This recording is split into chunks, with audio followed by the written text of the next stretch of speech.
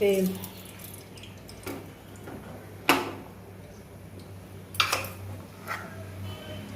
দিয়ে দেব কচু কুমড়ো,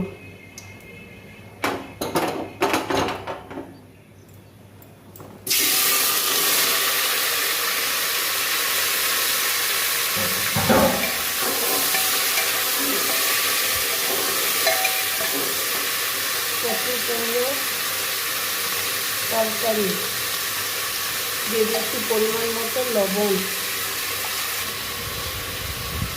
ছোট্ট চামচে 1 চামচ হলুদ,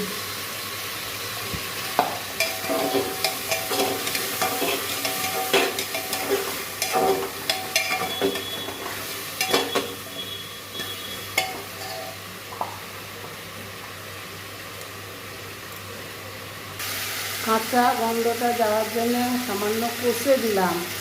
এবার আমি পরিমাণ মতো জল দিয়ে সেদ্ধ করে নেব। 1 কাপ জল দিচ্ছি,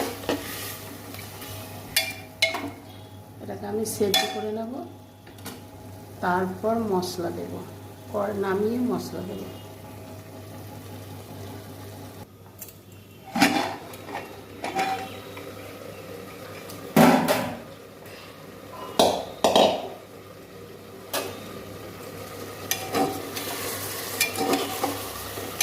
সেদ্ধ হয়ে গেছে, নামিয়ে নেব।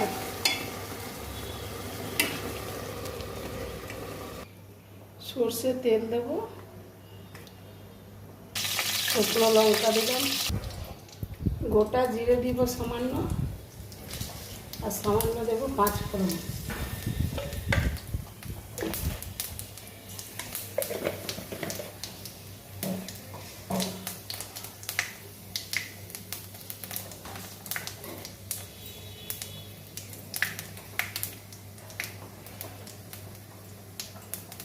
পাঁচ ফোড়ন লঙ্কা হয়ে গেছে।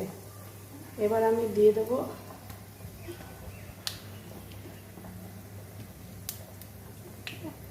সামান্য জল,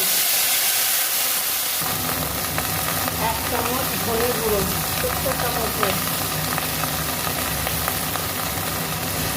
জিরে গুঁড়ো 1/2 চামচ, লঙ্কা গুঁড়ো 1/2 চামচ। মশলা ভাজা হয়ে গেছে। আমার মোবাইলটা একবার করে যে কী হয়, সব সাফ করলাম স্টোরেজ, তারপর আবার এলাম। এবার আমি কুমড়োর তরকারিটা দিয়ে দেবো, কুমড়োর তরকারিটা ঢেলে দেবো মশলাটা ঢেলে দিয়ে দিচ্ছি তরকারিটা। কচু কুমড়োর তরকারি প্রায় ঠান্ডা হয়ে গেল, স্টোরেজ ফাঁকা করতে করতে। পুরো আছে চামচটা 1/2 চামচ চিনি,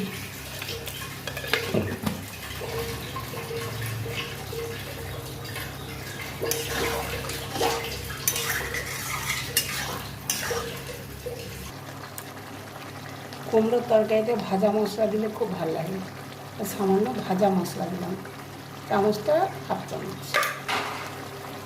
বন্ধুরা আমি নামিয়ে নেবো। লাইক শেয়ার সাবস্ক্রাইব করে পাশে থাকবেন, যে যেখান থেকে দেখছেন বন্ধুরা।